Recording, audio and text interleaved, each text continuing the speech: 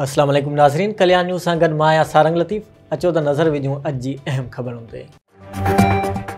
National democratic party जो सरबराह बलोचिस्तान जो कॉम्प्रस अॻवान अब्दुल हई बलोच बावलपुर खां लाहौर वेंदे रोड हादसे में फ़ौत थी वियो। अब्दुल हई बलोच काल हैदराबाद में डॉक्टर कादर मक्सी जी सदारत में थियल योम मादरे वतन जे जलसे में शिरकत खां पोइ वापसी पंहिंजे ॻोठ भाग वञी रहियो हो त बावलपुर वेझो संदसि गाॾी ॿी गाॾी सां टकरजण सबबि 76 वरियनि जी ॼमार में फ़ौत थी वियो। अहिड़ी तस्दीक संदसि पुट चंगेज़ छलगरी कई। बलोच अॻवान अब्दुल हई बलोच काल योम मादरे वतन जे जलसे में ख़िताब कंदे चयो त सिंध अमुन ऐं मोहबत जी धरती आहे। डिजिटल आदमशुमारी ज़रिए बलोचनि सां ज़ुल्म कयो पियो वञे। असां सिंधियुनि ऐं बलोचनि खे गॾु थियणो पवंदो।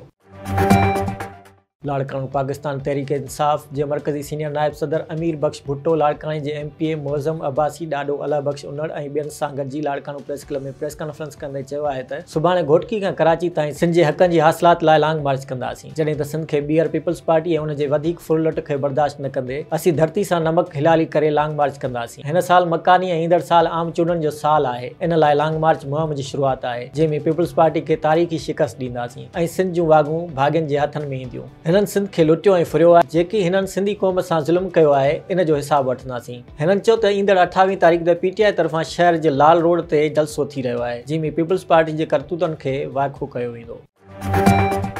नौशर फिरोज़ डिप्टी कमिश्नर ऐं secretary social welfare committee Mohammad Tashfeen Alam जी सदारत हेठि ज़िले मां तेल ऐं गैस हासिल कंदड़ कंपनियुनि पाकिस्तान पेट्रोलियम लिमिटेड ऐं OGDCL पारां ॾिनल रक़म सां ज़िले में जारी तरक़ियाती स्कीमुनि जो जाइज़ो वठण लाइ हिकु इजलास थियो। इन मौक़े ते इजलास खे ब्रीफिंग ॾींदे कमेटी जे सेक्रेटरी खे ॿुधायो वियो हिन महिल ताईं PPL ऐं OGDCL पारां ॾिनल रक़म मिलाए करे 89 लख थींदी। डिप्टी कमिश्नर चयो त ज़िले जे उन्हनि इलाइक़नि जितां तेल ऐं गैस जा ज़ख़ीरा मिलिया आहिनि उते जी तरक़ी लाइ तालीम सिहत पीअण जे साफ़ पाणी जी फराहमी ऐं ड्रेनेज जूं स्कीमूं तैयार कयूं पियूं वञनि त जीअं उते जे अवाम जी मयार ज़िंदगी बहितर थी सघे। इजलास में तजवीज़ पेश कई वई त भिरिया सिटी ऐं लाखा रोड में RO प्लांट लॻाया वञनि जंहिंजे लाइ डिप्टी कमिश्नर पब्लिक हेल्थ खाते जे ऑफिसरनि खे हिदायत कई त RO प्लांट लाइ जॻह जी चूंड ऐं ॿिया घुरिबल इंतज़ाम कया वञनि। जॾहिं त वेझो तामीर थींदड़ स्कूलनि ऐं फर्नीचरनि जी फराहमी जी तजवीज़ पिणु रखी वई। इन मौक़े ते चूंडियल MPA जे नुमाइंदे सैयद अमीर अली शाह, PPL जे नुमाइंदे Mohammad Akram, regional coordinator OGDCL Nawab Mithani, XEN buildings division Alamdin डायरी ऐं ॿियनि लाॻापियल खातनि जे ऑफिसरनि शिरकत कई।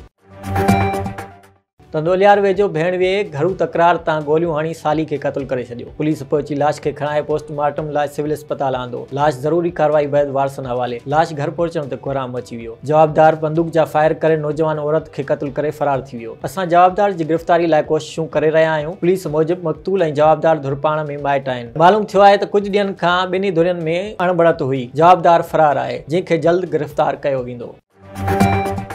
नाज़रीन, ही हुयूं अॼु अहम ख़बरूं। वधीक तफ़सीली ख़बरुनि लाइ विज़िट कंदा असांजी वेबसाइट www.dailykalyan.com ऐं असांजो YouTube चैनल ऐं Facebook पेज डेली कल्याण।